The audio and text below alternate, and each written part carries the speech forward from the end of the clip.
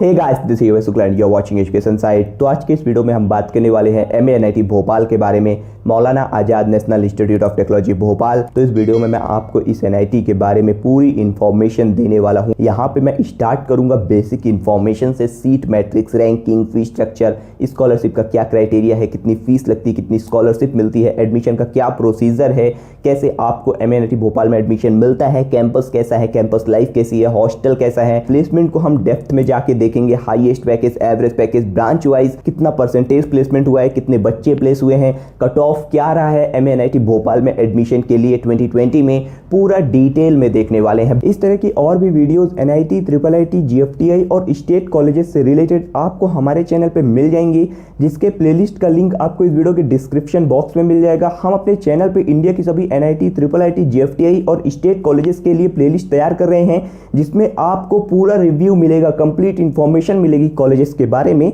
तो वीडियो के डिस्क्रिप्शन में जाकर आप दूसरे एनआईटी के रिव्यू भी एक्सप्लोर कर सकते हैं, जिससे कि आपको आपके एडमिशन के टाइम पे प्रॉब्लम फेस नहीं करनी पड़ेगी। तो सबसे पहले मैं स्टार्ट करूंगा एमएएनआईटी भोपाल के बेसिक इंफॉर्मेशन से। तो ये एक पब्लिक टेक्निकल यूनिवर्सिटी है, Maulana Azad college of technology Bhopal के नाम से भी जाना जाता है। 1960 में स्टेब्लिश हुआ था। इनका जो कैंपस है वो काफी बड़ा है। ऑल ओवर इंडिया में जितनी भी एनआईटी हैं उनमें इसका जो कैंपस है वो काफी बड़ा है। 650 एकड़ का कैंपस है। कोर्सेज की बात करते हैं तो यहाँ पर आपको BTech, BArch, B plan, MTech, M plan, MBA, MC और पीएचडी का कोर्स मिलता है। इस वीडियो में हम बेसिकली बात करने वाले हैं बीटेक कोर्स की। अगर कनेक्टिविटी देखते हैं तो इसके लिए जो नियरेस्ट एयरपोर्ट है वो राजा भोज एयरपोर्ट भोपाल है। एयरपोर्ट से इसका जो डिस्टेंस है वो 15 किलोमीटर का है। रेलवे स्टेशन से अगर इसकी कनेक्टिविटी देखें तो यहाँ तक पहुंचने के लिए आपको 2 रेलवे स्टेशन मिलते हैं। पहला भोपाल का मेन रेलवे स्टेशन, इससे इसका जो डिस्टेंस है वो 8 किलोमीटर का है। और जो भोपाल का दूसरा रेलवे स्टेशन है जहां पर आपको काफी सारे ट्रेनें मिलती हैं, जो कि भोपाल का एक तरह से मेन रेलवे स्टेशन ही आप बोल सकते हो, हबीबगंज रेलवे स्टेशन, वहां से इसका जो डिस्टेंस है वो 5 किलोमीटर का है।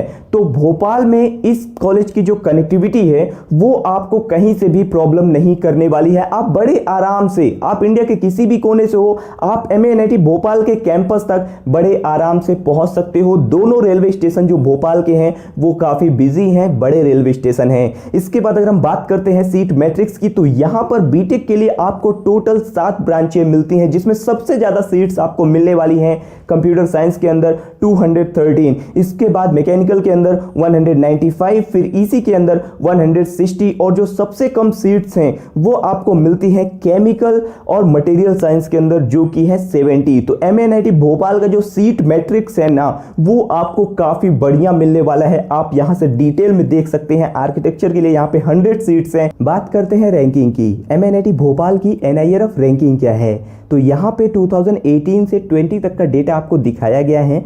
18 में इनकी एनआईआरएफ 55 थी, 19 में 62 थी और 20 में 65 थी। तो इनकी जो एनआईआरएफ रैंकिंग है वो आप 18 से 20 तक देखो तो वो बढ़ती जा रही है। लेकिन आपको एनआईआरएफ के बेसिस पे कॉलेज को जज नहीं करना चाहिए, क्योंकि एनआईआरएफ बनने के बहुत सारे फैक्टर होते हैं। जो एनआईआरएफ रेटिंग मिलती है उसको डिफरेंट फैक्टर के बेस पे दिया जाता है। वहाँ पे कितनी रिसर्च होती है, वहाँ पे डिपार्टमेंट कैसे हैं, रिसर्च की क्या फैसिलिटी है, कैंपस कैसा है, कैंपस का एरिया कितना है, कनेक्टिविटी कैसी है कैंपस की, कैंपस लाइफ कैसी है, हॉस्टल कितने हैं, हॉस्टल में क्या क्या फैसिलिटीज़ हैं, फैकल्टी कैसी है, यानी सारी चीज़ों को देखने के बाद एनआईआरएफ रेटिंग दी जाती है। लेकिन हमें किसी कॉलेज के इंफ्रास्ट्रक्चर से मतलब नहीं होता है। बहुत अच्छा इंफ्रास्ट्रक्चर ना हो, डिसेंट इंफ्रास्ट्रक्चर हो, मीडियम हो, तो भी हमारा काम चल जाता है, क्योंकि हमें उस कॉलेज में घर नहीं बनाना है, 4 साल का बीटेक करके वापस एक जॉब लेके आ जाना है। तो प्लेसमेंट, वहाँ पे कितनी अच्छी फैकल्टी है, इंटर्नशिप की क्या अपॉर्चुनिटी है, ये सारी चीज़ें हमारे लिए मैटर करती हैं। रिसर्च वगैरह जो पीएचडी वाले बच्चे हैं, मास्टर्स वाले बच्चे हैं, उनके लिए इंपॉर्टेंट है। जो बीटेक वाले हैं उनके लिए तो बेसिक इंपॉर्टेंट ये है कि इंटर्नशिप कितनी अच्छी मिल रही है, कितनी अच्छी फैकल्टी उन्हें पढ़ा रही है, क्या क्या उन्हें कंप्यूटर सेंटर वगैरह में क्या फैसिलिटी मिलती है, लैब वगैरह उनकी कितनी अच्छी कंडीशन में है, और प्लेसमेंट कितना अच्छा मिलता है। सबसे इंपॉर्टेंट है प्लेसमेंट। तो ये सारी चीजें मैटर करती हैं। तो एनआईआरएफ के बेसिस पे कॉलेज को कभी भी जज मत करना। बाकी इस कॉलेज की जो NIRF है वो आपको डिसेंट मिलने वाली है। पिछले 5 साल का डेटा उठा के देख लो, NIT भोपाल की जो NIRF है वो 50 से 80 के बीच रैंक करती है। अब बात करते हैं एडमिशन प्रोसीजर की। तो ये NIT जो है वो एडमिशन प्रोसीजर एकदम सेम रखता है जैसा कि सभी NIT के लिए होता है। सबसे पहले JEE मेन का एग्जाम देना होगा। JEE मेन एग्जाम के बाद आपको अपनी काउंसलिंग जोसा और CSAB के थ्रू करनी होगी। जोसा और CSAB की काउंसलिंग में आप इस NIT को एज ए चॉइस फिल करके यहाँ पे अपनी ऑल इंडिया रैंक के बेसिस पे या कैटेगरी रैंक के बेसिस पे एडमिशन ले सकते हो। फीस स्ट्रक्चर की बात करते तो ये NIT काफी अफोर्डेबल है दूसरे NIT के कंपैरिजन में। सबसे पहले मैं आपको फीस स्ट्रक्चर बता देता हूँ, इंस्टीट्यूट फीस और हॉस्टल फीस बता देता हूँ। इसके बाद जो फी वेयर की फैसिलिटी है उसे डिस्क्राइब कर दूंगा। तो यहाँ पे सबसे पहले हम बात करेंगे इंस्टीट्यूट फीस की। तो आपको एडमिशन के टाइम पे जो टोटल फीस पे करनी होगी वो लगभग 79,000 पे करना होगा, जिसमें 62,500 ट्यूशन फीस है। अदर फीस पर सेमेस्टर 6,776 है। कॉशन मनी जो कि वन टाइम लिया जाता है एडमिशन के टाइम पे और रिफंड कर दिया जाता है, ये 5,000 है। और वन टाइम फीस आपको लगने वाली है 5,251 रुपीज। हॉस्टल फीस की बात करते हैं तो एडमिशन के टाइम पे यहाँ पे 40,500 पे करना होगा, जिसमें मेस का जो एडवांस है वो 20,000 है पर सेमेस्टर। अदर फीस पर सेमेस्टर 7,500 रुपीज है। हॉस्टल सीट का जो रेंट है वो 5,000 है। इलेक्ट्रिसिटी एंड वाटर का चार्ज आपको पर सेमेस्टर 3,000 पे करना होगा और हॉस्टल का भी कॉशन मनी आपको एडमिशन के टाइम पे करना होगा 5,000। और जब आप हॉस्टल छोड़ोगे तो ये कॉशन मनी रिफंड कर दिया जाएगा। तो यहाँ पे जो फीस है वो अफोर्डेबल है, ये मैं क्यों बोल रहा हूँ? तो इसके लिए सबसे पहले आप फी वेयर की जो फैसिलिटी है उसे देखो। अगर आप SC ST या PWD कैटेगरी से हो तो आपको ट्यूशन फीस में 100% का रिलैक्सेशन मिलने वाला है। यानी जो 62,500 आपकी ट्यूशन फीस पर सेमेस्टर लग रही है उसमें आपको 1 रुपया भी नहीं देना होगा अगर आप SC ST या PWD कैटेगरी से हो। अगर आप जर्नल EWS या OBC कैटेगरी से हो तो फिर आपके फैमिली इनकम के बेस पे आपको ट्यूशन फीस में स्कॉलरशिप यानी फी वेयर की फैसिलिटी मिलती है।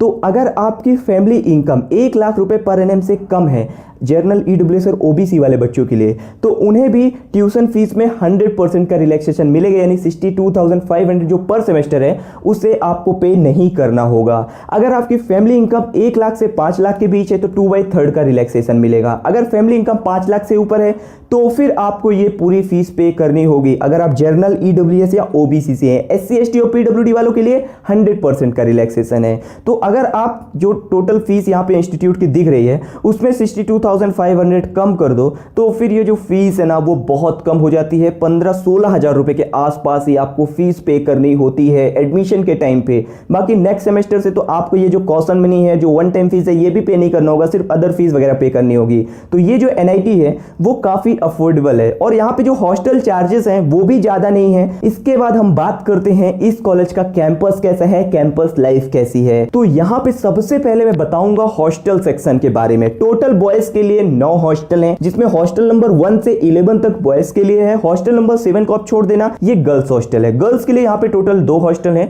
हॉस्टल नंबर 7 और फैकल्टी गेस्ट हाउस। हर एक हॉस्टल के अंदर आपको इंडोर आउटडोर गेम की फैसिलिटी मिलती है, जिम वगैरह आपको हॉस्टल के अंदर मिल जाता है। बाकी हॉस्टल का जो इंफ्रास्ट्रक्चर है, जो बिल्डिंग है, वो आपको इतनी पुरानी नहीं मिलने वाली है। हॉस्टल की जो बिल्डिंग है वो आपको ठीक ठाक कंडीशन में मिलने वाली है, ऐसा नहीं है कि टूटी फूटी बिल्डिंगें हैं। तो हॉस्टल का जो ओवरव्यू है वो आपको बढ़िया मिलेगा। अगर रूम की बात करते हैं तो रूम भी यहाँ पे स्पेसियस मिलने वाले हैं और रूम की जो कंडीशन है और रूम के अंदर की जो फैसिलिटीज है उन्हें आप यहाँ से देख सकते हो, काफी बढ़िया है। तो MNIT भोपाल के जो हॉस्टल है वो आपको बढ़िया कंडीशन में मिलने वाले हैं। हर एक हॉस्टल के अंदर आपको सिंगल मेस मिल जाती है, आप उसे ज्वाइन कर सकते हैं और वहां पे आपको फूड वगैरह ठीक ठाक सर्व किया जाएगा। आप इंडिया के किसी भी कोने से हो, ज्यादा आपको फूड का इश्यू नहीं आएगा। अब बात करते हैं सेंट्रल लाइब्रेरी की। तो इनकी जो सेंट्रल लाइब्रेरी है वो काफी बढ़िया है। टोटल यहाँ पे जो बुक है वो 1,14,694 है और SC ST and journal book bank जो है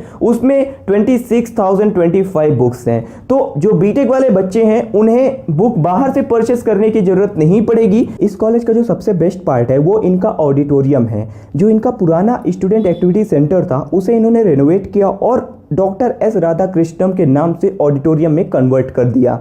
ये जो ऑडिटोरियम है इसकी जो कैपेसिटी है वो 800 स्टूडेंट की है। यहाँ पे आपको हाईटेक साउंड मिल जाते हैं, AC मिल जाता है। यानी इस कॉलेज के हिसाब से इनका जो ऑडिटोरियम है ना वो सबसे बेस्ट पार्ट है। ऑडिटोरियम के अंदर आपको काफ़ी बढ़िया फील आने वाला है, लग्जरी फील आने वाला है। कैंपस के अंदर आपको शॉपिंग कॉम्प्लेक्स वगैरह मिल जाता है, SBI का ब्रांच आपको मिल जाएगा, पोस्ट ऑफिस मिल जाएगा, ATM मिल जाएगा। यानी बाकी जो अदर जनरल फैसिलिटीज फैसिलिटीज़ होती हैं वो इनके कैंपस के अंदर आपको मिल जाएंगी। कैंपस काफ़ी बड़ा है तो आपको सारी सुविधाएं MNIT भोपाल के कैंपस के अंदर मिल जाएंगी। अगर मैं ओवरऑल कैंपस लाइफ की बात करूं तो वो आपको डिसेंट मिलने वाली है MNIT भोपाल में। अगर हम फेस्टिवल की बात करते हैं तो इनका जो स्पोर्ट फेस्ट है वो स्पोर्टोमेनिया है, एंड इनका जो टेक्निकल फेस्ट है वो टेक्नो सर्च है। ये एनुअल टेक फेस्ट है। ये जो फेस्ट है वो काफ़ी बड़े लेवल पे ये लोग ऑर्गेनाइज कराते हैं, एंड ये हमेशा ऑड सेमेस्टर के टाइम पे होता है। एंड इनका जो कल्चरल फेस्ट है वो मैफिक है। ये जो कल्चरल फेस्ट है ये नेशनल लेवल का कल्चरल फेस्ट होता है। इसमें अलग अलग कॉलेज के बच्चे इंडिया के कोने कोने से पार्टिसिपेट करते हैं। ये वर्कशॉप वगैरह कॉम्पिटिशन वगैरह ऑर्गेनाइज कराते हैं, और एक अच्छे लेवल पे MNIT भोपाल का जो कल्चरल फेस्ट है और टेक्निकल फेस्ट है ये दोनों कंप्लीट कराए जाते हैं। इनका जो स्पोर्ट फेस्ट है वो 2015 में ऑर्गेनाइज कराया गया था। 2015 के बाद का जो डेटा है वो इन्होंने अपनी ऑफिशियल साइट पे शेयर नहीं कर रखा है। तो ओवरऑल NIT भोपाल की जो कैंपस लाइफ है वो आपको डिसेंट मिलने वाली है। इनके कैंपस का जो इंफ्रास्ट्रक्चर है वो बढ़िया है। हॉस्टल के जो बिल्डिंगें हैं वो भी आपको सही कंडीशन में मिल जाती है। हॉस्टल रूम भी सही कंडीशन में है। इंटरनेट की कनेक्टिविटी वगैरह आपको हॉस्टल के अंदर मिल जाती है। स्पोर्ट्स की फैसिलिटी आपको हॉस्टल में मिल जाती है। इनके जो इवेंट्स हैं वो भी काफ़ी बढ़िया लेवल पे होते हैं। जो इनके क्लब वगैरह हैं वो भी काफ़ी एक्टिव रहते हैं कैंपस के अंदर। तो अगर आप इस कॉलेज में एडमिशन लेते हो तो कैंपस लाइफ आपको बढ़िया मिलेगी। अब हम बात करते हैं इस वीडियो के सबसे इंपॉर्टेंट टॉपिक के बारे में है, जो कि प्लेसमेंट रिकॉर्ड। तो यहाँ पे मैं प्लेसमेंट को डिटेल में बताऊंगा। सबसे पहले हम बात करते हैं 2020 प्लेसमेंट की। तो 2020 में इनका जो हाईएस्ट पैकेज था वो 47 लाख का था। 2019 में कंप्यूटर साइंस से इस कॉलेज में 100% प्लेसमेंट हुई थी। इस बात को ध्यान में रखिएगा। 2019 में EC में 95% स्टूडेंट प्लेस हुए थे, इलेक्ट्रिकल में 85%, मैकेनिकल में 82%, 69% केमिकल में, सिविल में 62%, और सबसे कम प्लेसमेंट हुई थी मटेरियल साइंस में जो कि 61% है, जो कि काफी बेहतर है मटेरियल साइंस के हिसाब से प्लेसमेंट। अगर बात करते हैं हाईएस्ट पैकेज की तो कंप्यूटर साइंस का हाईएस्ट पैकेज 42 लाख का था, जो कि 2020 में इंप्रूव हुआ 47 लाख हो गया। और 2018 में कंप्यूटर साइंस का जो हाईएस्ट पैकेज था वो इससे भी ज्यादा था, 64 लाख रुपीस का। केमिकल का 11 लाख का था, सिविल का 10.50 का था, इलेक्ट्रिकल का 11 लाख का था, EC का 20.50 लाख। अगर ब्रांच वाइज एवरेज पैकेज की बात करें तो 2019 का यहां से आप देख सकते हैं कंप्यूटर साइंस का एवरेज पैकेज 12.51 लाख था, केमिकल और सिविल का 6.40 लाख था, इलेक्ट्रिकल का 6.51 लाख था, मैकेनिकल का 6.17 लाख, मटेरियल साइंस का 6.68 लाख, और EC का जो एवरेज पैकेज था वो 7.61 लाख था। तो इनकी जो दो टॉप ब्रांचें हैं EC और कंप्यूटर साइंस, इनके एवरेज पैकेज में आपको काफी बड़ा गैप देखने को मिल रहा है। बाकी कंप्यूटर साइंस का जो एवरेज पैकेज है MNIT का वो काफी बढ़िया है। इसके बाद अगर आप 2018 का प्लेसमेंट देखते हैं तो यहाँ पे आप देख सकते हो कि कितने बच्चे एलिजिबल थे और उनमें से कितने बच्चे प्लेस हो गए थे। केमिकल में 57 में 42 प्लेस हुए थे, सिविल में 80 में ओनली 36 स्टूडेंट ही प्लेस हुए थे, कंप्यूटर साइंस में 184 में 174 स्टूडेंट प्लेस हो गए थे, इलेक्ट्रिकल में 100 में 73, EC में 134 में 105 स्टूडेंट प्लेस हुए थे, मटेरियल साइंस में 32 में 21 स्टूडेंट, और मैकेनिकल में भी प्लेसमेंट थोड़ा सा डाउन था, 164 में 108 स्टूडेंट ही प्लेस हुए थे 2018 में।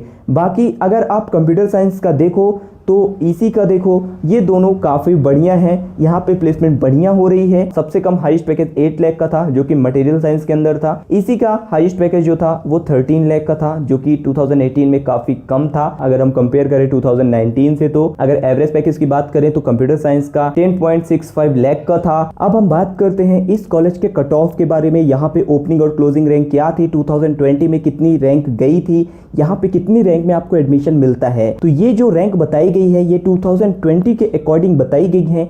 CA से भी जो स्पेशल राउंड काउंसलिंग होती है उसके राउंड 1 के कट ऑफ यहाँ पे मैंने आपको सभी कैटेगरी के लिए बताए हैं। जितनी भी रैंक यहाँ पे मेंशन है वो सब की सब आपकी ऑल इंडिया रैंक यानी CRL रैंक है।